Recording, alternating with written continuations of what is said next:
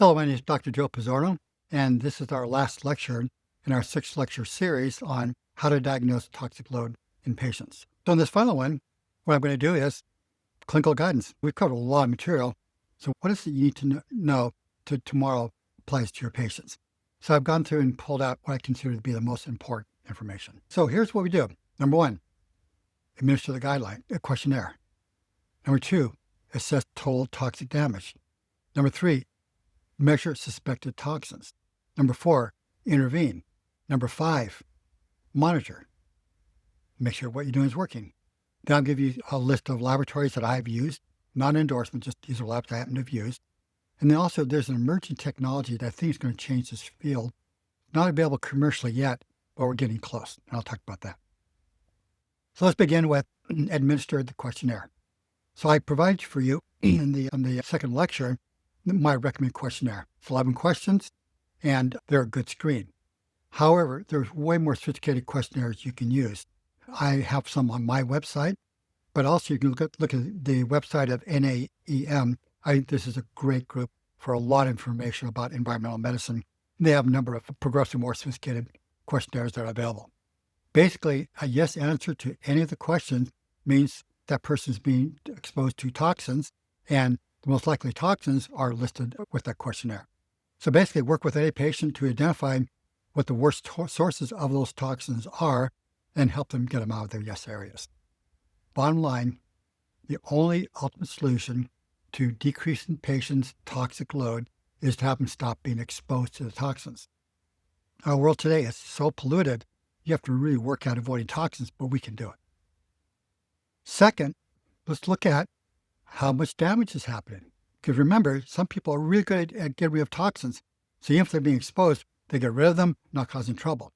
But for the majority of the population, the damage is measurable and it shows up in standard laboratory tests that are readily available. So we look at GTTP. Remember, the GTP's purpose is to recycle glutathione to protect us from the damage from environmental toxins. Less than GTT, this measuring units, international units per liter. For less than 15, it could be a genetic reason for non-production, or it could be a B vitamin deficiency. Often it's between 15 and 20. Anything above 20, as it goes up, it's proportional to toxic load. And most toxins that I've looked at result in increased GTTP in proportion to toxic load. Next, we then look at is the EGFR as an assessment of how much damage has been done to the kidneys by these toxins. Now, I do not have good objective standards. So one that I've come up with is I would like people to look at the EGFR and look at it in proportion as compared to what's average for their age, and then to be 10 points above. Because average for age is still a toxic age. Will I be able to get to a point of saying, I don't care what the person's age is, the EGFR should be above a certain threshold? Probably will get there. Couldn't figure it out yet from the research, but we might get there. Anyway, above anything greater than 10 points above the age-adjusted standard, age-dependent standard, means probably low toxicity. But anything below 10 points above age-adjusted standard is directly proportional to amount of toxicity. And the good news is if you decrease the toxicity, the kidneys have remarkable ability to heal. There's one study that, I should have mentioned this earlier, one study I looked at that was looking at the use of nonsteroidal anti-inflammatory drugs in patients with kidney failure. So they looked at patients with stage 5 kidney failure. EGFR was, I think the average was 12. And all they did was have them stop taking nonsteroidal anti-inflammatory drugs as well as acetaminophen. Acetaminophen, strictly speaking, not an NSAID, but often lumped in with them. Anyway, they then looked at them 6 months later, and their EGFR was over 25, average EGFR. So they more than doubled the kidney function simply by stopping the toxic exposure. Okay, so you can see why I look at EGFR as being the average is being the toxic level because people are using so many of these drugs that are damaging the kidneys. ALT looks like a good measure of liver damage. Less than 10 indicates a possible B6 deficiency or fatty liver disease. Above 30 is proportional to toxic load. And finally, with ADHDG, so we started with GTTP, the body trying to protect itself.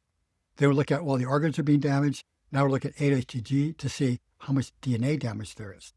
And for DNA damage, basically, the higher the level, the more the DNA damage. I'm using as a threshold 30 for women and 20 for men. If you can get lower than that, great. But I couldn't find any research with that correlated. Okay, and now if you have a suspected toxin, then you should go and measure them. So you look for specific toxins, lectures 4 and 5, if there's clear exposure, if there's overt or signs and symptoms that point to specific exposure. The patient needs it to validate that they have to make behavioral changes. Something I've learned in clinic is so often a patient comes to me with a chronic disease, I look at their diet and say, wait a minute, that thing that is your most favorite food is causing you all kinds of trouble. Get them to stop eating their favorite food can be challenging. But if you can show them, here's a measure of what that food is doing to you, get them to stop it, usually they'll improve quickly enough that they'll be willing to make the behavioral change. But sometimes you need to give them extra objective data. Next, of course, to monitor the efficacy of intervention when a specific toxin is identified. So yes, we would expect our patients to get better as you put them on detoxification protocols, but it doesn't mean that every toxin was eliminated. And if they have a particularly bad one, you want to make sure you're getting that down. Okay, and then basically use these tests to monitor the efficacy of intervention. Okay, and then finally, a case can be made that every patient should be tested for serum lead and urine arsenic. So I have an article in PubMed, you can go look at it, where I provide my more complete rationale for why everybody should be measured for these particular toxins. They want to intervene. Intervene, of course, is just replace every source of toxin with a safer choice. And you want to facilitate detoxification. Now, when I think about facilitating detoxification, I first want to support the body's normal detox systems. And it turns out many of these enzymes that are involved in detoxification depend upon nutrients that are deficient in the diet. So make sure all the nutrients that you need are available. And one in particular for menstruating women, you've got to look at iron because the CYPs have a heme core. And if a person is deficient in iron, they're not going to be producing those heme cores as well, which means the enzyme's not going to work as well. Then you want to increase dietary fiber because many of these toxins are excreted through the liver, and we have to have fiber there to bind where toxin detoxification product was produced. Got to have fiber. And then finally, regular saunas. So after sweating for about 20 minutes, the sweat is full of a lot of these toxins, with only one exception, the PFASs. PFASs do not show up in the sweat, but all the others do. So recommending to patients to regularly sweat is a great way of decreasing their toxic load. Then we want to monitor them, and we monitor them using either you look at key molecules or look at measures of damage. In general, I like about a 6-month cycle because over a 6-month period of time, you're able to lower the toxins enough that the patients will now start experiencing benefit. And I typically look at focusing first on the non-persistent toxins because you can get them out of the body more quickly, and within 2 weeks, the patient's going to feel physically clearly better, more energy, less symptoms, clear brain, etc., which then means they're more likely to engage in the longer-term processes to get rid of those toxins that are so hard to get rid of, like the PCBs and things of this nature.